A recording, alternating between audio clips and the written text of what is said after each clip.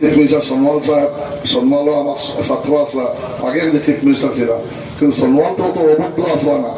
এর বড় মানুষ আছিল অন্তর বিজেপি করলেও আমি মনে করি যে তার ব্যবহারটা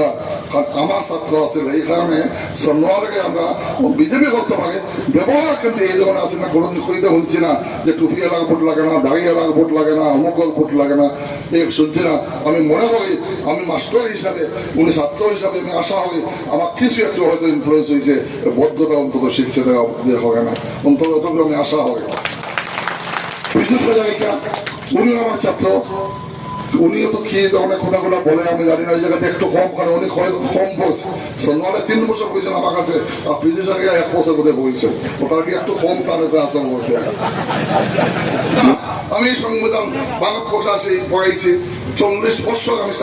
সংবিধান পড়াইছি এই দেশে পড়াইছি আমেরিকাতে পড়াইছি আফ্রিকাতে পড়াইছি ইংল্যান্ডে আমি সংবিধান আমি সংবিধানের বাইরে আমি যাইতে চাই না ইসলামকে আমি খতম হইতাম পারবো এই ধরনের কথাগুলো যখন খোয়া হয় এগুলো আইনের কথা নয় সংবিধানের কথা নয় গণতান্ত্রিক কথা নয় এগুলো আইনের বহির্ভূত কথা আমি সবসময় কই আইন তুমি আমাদের চিফ মিনিস্টার আইন যতজন মানবায় আমার আইনের শ্রদ্ধা হয় আইন যদি তুমি অতিক্রম হবো তো তোমারও কিন্তু অবস্থা কিন্তু কিনা হইব হাফিজ রশিদ যদি তোমাকে আইন আমার শ্রদ্ধা হবে বাকি যারা করতেছে আমাদের আসামের পুলিশ তারা অনেক বড় নাম আছে আমি জানি তাদের মজবুরি কি তারা ট্রান্সফার করবো এই করবো সেই করবো আমি অনুরোধ করি আজকে 4-5 জন মানুষ আমাকে উঠে জানে আমার মানুষগুলো উঠে নিতেছে আমি সাবধান হইয়া দিয়া যে আপনারা পুলিশ ফোর্স আপনারা আমার ভাই আমাদের দেশে রক্ষা হতেছ আমি আশা করবো যে আপনারা অন্যায় ওটাগুলা না মানিয়া মান্তারা না মানিয়া যাতে আইনের মাধ্যমে আপনারা মানুষের অ্যারেস্ট করেন যদি হাসালগর কোনো অন্যায় হয়ে থাকে কোনো ক্রাইম হয়ে থাকে কোনো গুণা হয়ে থাকে হাসালগর হবে নিশ্চয় করেন আমার কোনো আপত্তি নাই কিন্তু বেহুদা বেগুনা একটা মানুষ কিচ্ছু করছে না শুধু কংগ্রেসের লাগে খাস হবে তাই নিয়ে তুমি তালাক বই রাখি দেয় এই অবস্থা করলে কিন্তু আমি কোনো চাপতাম নাই যে সব এটাও কিন্তু আমি করে দিলাম পুলিশ হোক ডিআইজি হোক ডিজিপি হোক কি হোক গভর্নর হোক সে হোক না হোক ইনশাল্লাহ আমি একটা তোমাকে আমি দেখাই মতান রেখে নাম করে সীমা অতিক্রম হবে না আমাদের আইনের শাসন চলে সংবিধান আমি সংবিধান ভারত প্রকাশে পড়াইছি 40 বছর আমি সংবিধান পড়াইছি এই দেশে পড়াইছি আমেরিকাতে পড়াইছি আফ্রিকাতে পড়াইছি ইংল্যান্ডে আমি সংবিধান আমি সংবিধানের বাইরে আমি যাইতে চাই না আইনের বাইরে আমি যাইতে চাইব না আইনের সব সময় আমি আইনটা ফলো করবো আইনটাকে অনুসরণ করবো এবং আইন যদি অতিক্রম করো তাহলে কিন্তু আমি তোমাদেরকে অনুরোধ হইয়া যে মানুষের শান্তিপূর্ণভাবে এই যে প্রথম ভাইয়া তোমাদের কিন্তু অপশক্তি যে তুমি দেন সেই অপশক্তিটাকে মানুষের পরিত্রাণ পাইব বলে আমি আশা করি একমাত্র এটা তারা শান্তিপূর্ণভাবে আমাদের কাছে অ্যাটম বম নাই বন্দুক নাই লাঠি নাই গণতান্ত্রিক পক্ষে শান্তিপূর্ণভাবে আমরা শুধু ওঠা দিয়া কোনো মাইন্ড হয়ে যেতাম না কারো ক্ষতি হতাম না অন্য কোনো ধরনের কোনো আমরা আশ্রয় দিতাম না একমাত্র শান্তিপূর্ণ এটা হব না বাকি তাহলে আমাদের দেশের মানুষের অবস্থা যদি আমি নির্বাচিত হই ওনাকে হয় আপনি যদি হইন না জানি আপনি তো হয়ে গেছেন দেখেন আল্লাহ তালাক মারি আল্লাহ হুকুম আমি কোথায় হইতে পারতাম না আপনারা দোয়া লাগবো দোয়া হপ্তাহ আর যদি আমি ওই আমার কয়েকটা কাজ আমি চাইমু যে করিমগঞ্জ লোকসভা সমষ্টির মানুষ মাথা উঁচা হবে যাতে থাকতে পারে সম্মানের সহিত থাকতে পারে দিল্লিতে যাক মানুষ হইতে লাগবে করিমগঞ্জ সমষ্টির মানুষকে এই জিনিসটা আমি চাইব দ্বিতীয় কথা 2টা সমষ্টি হয়ে গেছেন তাহলে 2টা সমষ্টি জনসংখ্যা বাড়লে কমা লাগছিল না ভাড়া লাগছিল কমছে 2টা ইনশাল্লাহ আমি চেষ্টা করবো এই 2টা তো আনমো দিগাইয়া এর উপরে একটা বলে আমি একটা ইনশাল্লাহ তার যেটা হয়েছে শরীয়তের ব্যাপার দেখুন আজকে মাদ্রাসা বুলডোজার চালাইল মসজিদ বুলডোজার দেখল কোরআন শরীফ হদিস শরীফ মির্জা করিয়া সে কোনো কনসার্ন নাই আমরা তো বায়ু হল এমএলএ হল বহুত আছেন আমাদের যারা ধর্মীয় মুসলিম যারা আমরা শিক্ষক যে মুসলমান ধর্ম রক্ষা যারা তুমি গেছো অনেক এমএলএ তুমি তারা আসলা একটা মাত মানছে অ্যাসেম্বলির মধ্যে কোরআন শরীফ বলুন দিতে হয়েছে, হদিস শরীফ বলুন দিতে হয়েছে, মাদ্রাসা শেষ করছো তুমি তার হারি মাদ্রাসার লিস্ট বানাইছো 1000 লিস্ট, এগুলো তুমি শেষ করতে। তার মানে আমাদের ধর্ম নাই, ধর্ম শেষ করতে চাইতেছ পারবে না। কারণ ভারতের সংবিধানের মানে আর এই ভারতের সংবিধানে কইছে তুমি নামাজ পড়ো, রোজা রাখতে পারো, কিতাব খাইতে কিতাবিন দিতে তোমার অধিকার দিছে। আর এই অধিকার যদি হস্তক্ষেপ করে আমরাও কিন্তু তোমাদের ছাড়তাম না, কিন্তু এটা হইয়া দিয়া। আজকে আমাদের মানুষ মিজোরামে যায়, নাগাল্যান্ডে যায়, অন্যান্য জায়গা যায়, IPL 8,000 টাকা একটা মানুষের ইয়ে দিয়া টাকাটা IPL হওয়া লাগে, ওর সঙ্গে ILP হওয়া লাগে, মানে পারমিট যে হয় ইনার লাইন পারমিট 8,000 টাকা দিয়ে একটা লেবার মানুষ। আচ্ছা ধনী মানুষ যারা বিজনেস করে টাকা তো দেলাই যায়, গরিব মানুষের লেবার হয় ফায় কত রোজ 400 টাকা 500 টাকা 800 টাকা 8,000 টাকা দিয়া এই ইনার লাইন পারমিট এই খাবারটা আমার হাতে আছে। এটাও তো একটা তবির ভক্ত রাখবো ইনশাল্লাহ, আমি দেখবো এটা লই আমি। আজকে আমাদের ছেলে মেয়েরা বাঙ্গালুরে, রাজস্থানে, হায়দ্রাবাদে, কেরালাতে বিভিন্ন ফ্যাক্টরিতে কাজ করে সামান্য মজুরি নিয়ে আমরা যাই দেখি, বাংলাদেশের বিভিন্ন জায়গায় মিটিং সিটিংয়ে যাই, হোটেলও থাকিয়ে গেলে দেখি খুব কম পয়সা দিয়ে কাজ হবে। আজকে ইন্ডাস্ট্রি নাই, একটা ফার্স্ট কামো ইন্ডাস্ট্রি আছে, সুগার মিল আছে, পেপার মিল, সুগার মিল, দুইটা তো বন্ধ হয়ে যায় ইনশাল্লাহ। এই দুইটা তো আমি আনতাম চাইমু, প্লাস আগামী ইন্ডাস্ট্রি নিয়ে আমাদের ছেলে মেয়েদের বাঙ্গালুর যাতে যাওয়া না পড়ে, এই দোকানে থাকিয়া যাতে আসে যদি মত হয় সঙ্গে সঙ্গে থাকে যাতে জনজাতি দাম পাবি এই লোকাল জায়গা থেকে এইটার ব্যবস্থা ইনশাল্লাহ আমি করার চেষ্টা করি।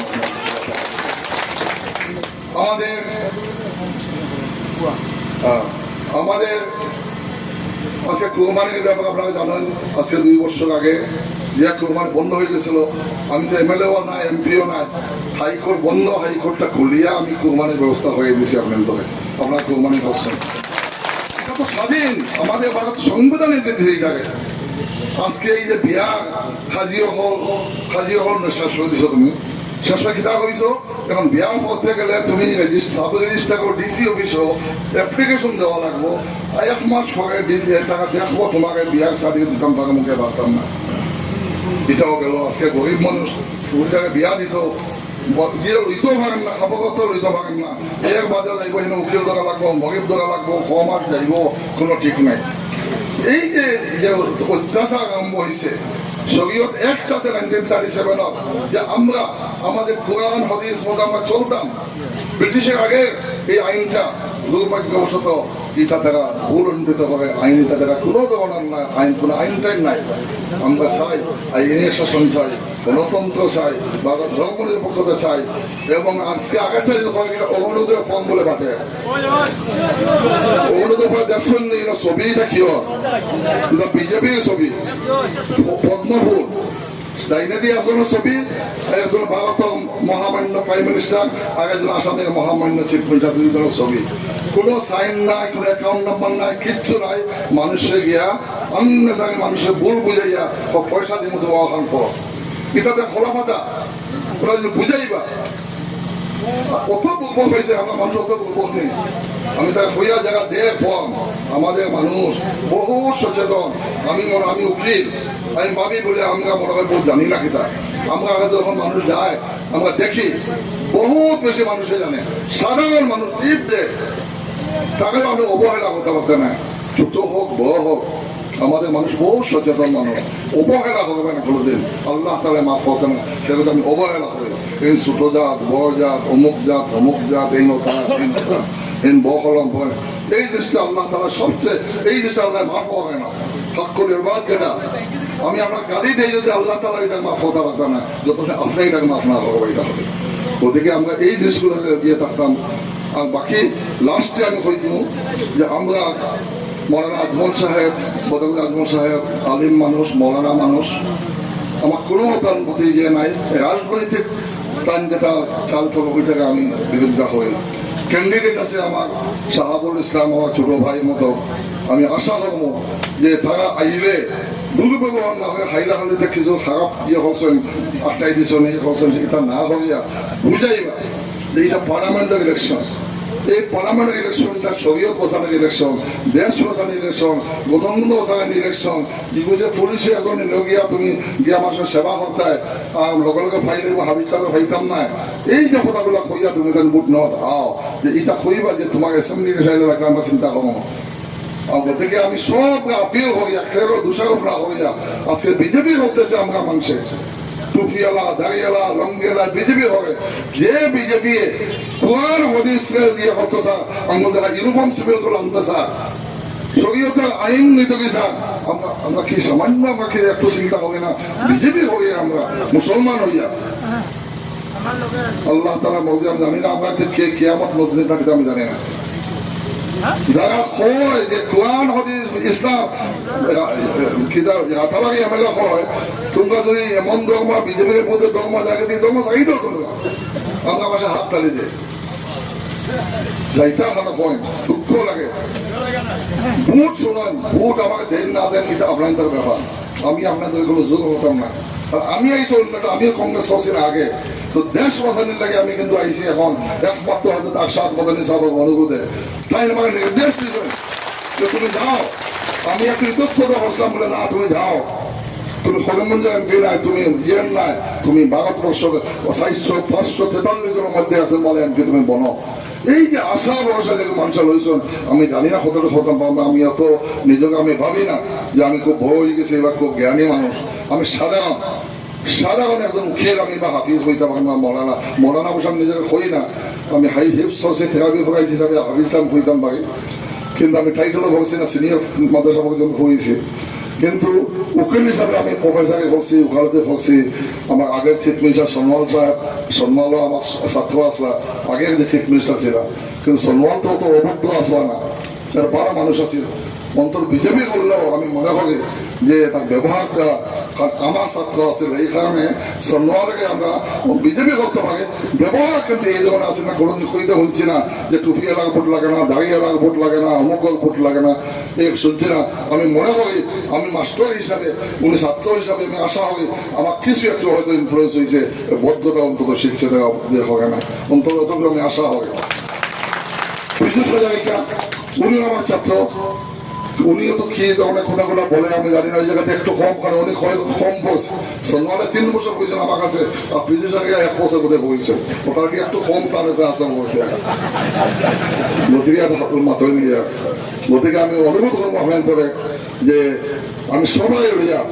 বিজেপি যারা করে আমরা মুসলমান ভাইরা বিজেপি করে যারা হিন্দু ভাইরা যারা ইউডিএফ করে আমার সবাই অনুরোধ আপনার সবাই ভালো মানুষ আমি কেউ খারাপ হইয়ান না কোনো কারণে আপনারা কেউ বিজেপি করতা কেউ ইউডিএফ করতা এইবার অন্তত আপনি সবার কাছে আপনি আপনারা অনুগ্রহ করিয়া ভারতবর্ষ সংবিধানটা বাঁচানোর লাগিয়া আমার সবার কাছে আপনি হিন্দু মুসলিম জাতি ধর্ম বর্ণ নির্বিশেষে দেশটাকে বাঁচানোর লাগে আপনারা আগুই আইন দেশটাকে বাঁচাইন এই আপিল রাখিয়া আমার বক্তব্য শেষ করলাম ধন্যবাদ অশেষ ধন্যবাদ বিগত 3 ঘন্টা ধরে আপনারা আমাদের বক্তব্য শুনেছেন হাফিজ রশিদ সাহেব বক্তব্য আপনারা শুনেছেন আমি আশা করব আগামী 26 তারিখ আপনারা সবাই ভারতীয় জাতীয় কংগ্রেসের মনোনীত প্রার্থী হাফিজ রশিদ সাহেবকে হাত ছেড়ে চাপ দিয়া বিপুল করে জয়যুক্ত করবেন এই বলে আজকের এই সভা এখানে সমাপ্ত করা হলো ধন্যবাদ।